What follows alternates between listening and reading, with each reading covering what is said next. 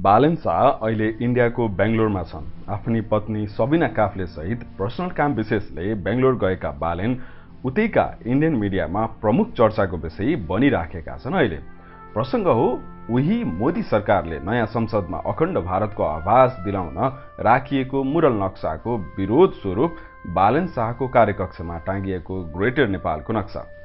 Greater नेपालको नक्सा यसरी एउटा जनप्रतिनिधिले राख्न पाउने कि नपाउने अर्को तर्फ छुट्टै डिबेट पनि रहेको छ। कानून जानेकाहरूको तर्कले बालेनलाई ग्रेटर नेपालको नक्सा कार्यकक्षमा राख्न नदिएला, तर उनको अफिस अहिले बालेन स्वयं नहुँदा समेत पुरै गडगडाहाट गरिराखेको छ। सोच्नुहोस् त, बालेन स्वयं त्यो अफिसको सेटअप अनि ब्याकग्राउन्डमा ग्रेटर नेपालको नक्सा अनि डेली मिटिङ अथवा इन्टरभ्यू ब्रोडकास्ट हुँदै गर्दा त्यो भिडियो फुटेज इन्डियन मिडियामा कसरी हेडलाइनको साथमा बच्छ होला, किनकि अहिले उनी स्वयं नहुँदै गर्दा उनको कार्यकक्ष मात्र यति गडगडाहाट गरिराखेको छ, चिच्चाइराखेको छ, बोलिराखेको छ। कथा today, everything everyone has a story. के हो त खासमा ग्रेटर नेपाल र अखण्ड भारत अनि अशोका समयमा यी दुई मध्ये कुनलाई मान्यता दिएको छ, त्यो प्रसंग अर्को भिडियोमा राख्नेछौँ। त्यो भिडियो पनि हेर्नु होला। अब यस भिडियोको प्रसंगलाई चाहिँ कन्टिन्यू गरौँ। Navbharat Times, IANS TV, news wires, news in France, Odisha Bhaskar, the newsman लगायत थुप्रै इन्डियन मिडियाहरू बालेनको ग्रेटर नेपालको स्टोरीबाट तरङ्गित न्यूज फाल्न 2 दिनदेखि व्यस्त छन्। अहिले उनीहरू बालेन कहाँ, कुन ठाउँमा, के को लागि बेंगलोरमा छन् त्यो समेत ट्र्याक गरिराखेका छन्। त्यो कुरा आफ्नो न्यूजमा पनि समावेश गरिराखेका छन्। यो सुन्नुहोस् त। नेपाल ने भी अखंड भारत के मैप पर बवाल शुरू कर दिया।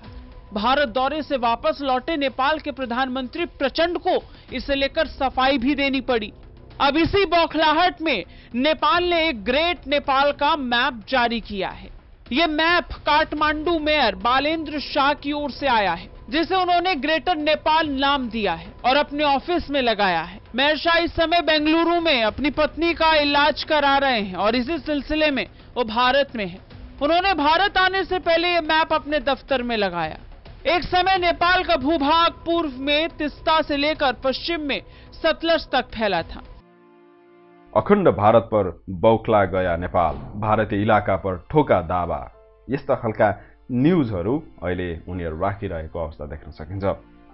काठमाडौँ महानगरपालिकाका मेयर बालेन शाहको कार्यकक्षमा ग्रेटर नेपालको नक्सा अहिले राखिएको छ। भारतले सांस्कृतिक नक्सा भन्दै अखण्ड भारतको भित्ते चित्र राखेपछि नेपालमा त्यसको चर्को विरोध भइराखेको बेलामा बालेनको यो कदमले चर्चा पाइराखेको हो। बिहिबार बिहान सो नक्सा मेयरको कार्यकक्षमा राखिएको महानगरले जनाएको छ। शाह व्यक्तिगत कामले केही दिन भारतमै छन्। यस्तै गरी धरान उपमहानगरपालिकाका मेयर हर्क साम्पाङले पनि आफ्नो कार्यकक्षमा ग्रेटर नेपालको नक्सा राख्ने बताएका छन्। काठमाडौँ महानगरका मेयर बालेन शाहले आफ्नो कार्यकक्षमा ग्रेटर नेपालको नक्सा राखिसकेपछि उनले सामाजिक सञ्जाल ट्विटर मार्फत साम्पाङले पनि नेपाल अर्थात् ग्रेटर नेपालको नक्सा राख्ने बताए।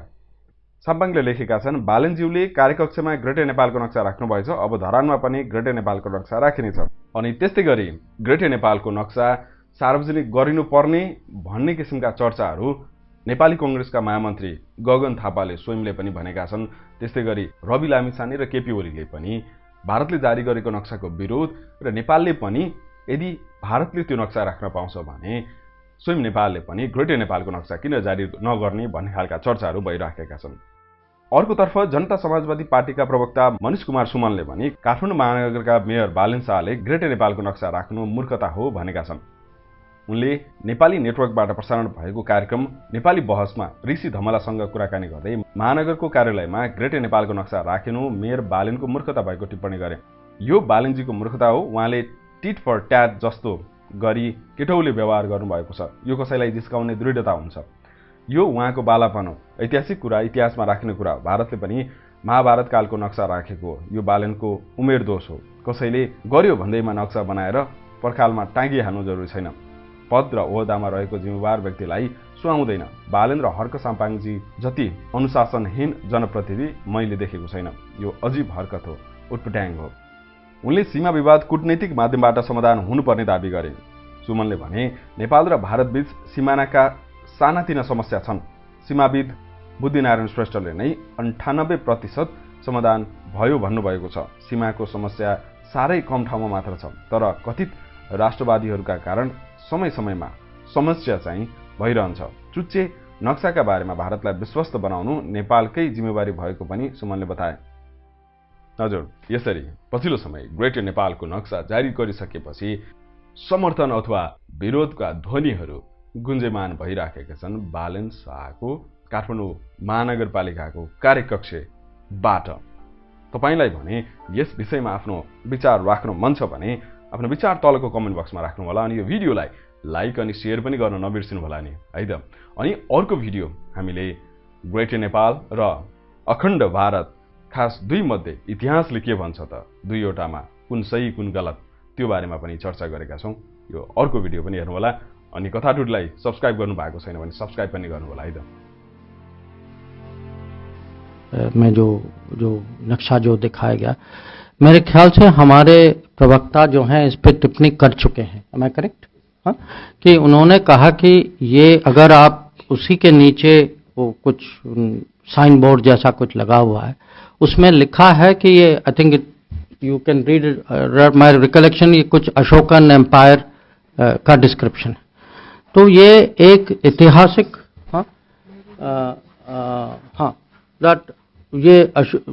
दैट जो लिखा है, it says it depicts the spread of the Ashokan empire and the idea of responsible and people oriented governance that he adopted.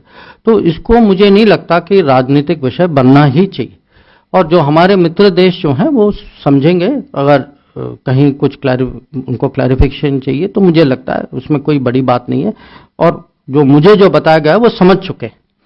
अब पाकिस्तान का तो आप छोड़ ही दीजिए, क्योंकि वहाँ ना समझने की आशा है ना हमारे यहाँ, अब मैं क्या कहूँ आपको। पर जो पीओके का विषय वो अलग विषय, क्योंकि पीओके में जो है हमारा स्टैंड बहुत क्लियर है, और हम ये खाली सरकार का स्टैंड नहीं है, पूरे देश का स्टैंड है, पार्लियामेंट का स्टैंड।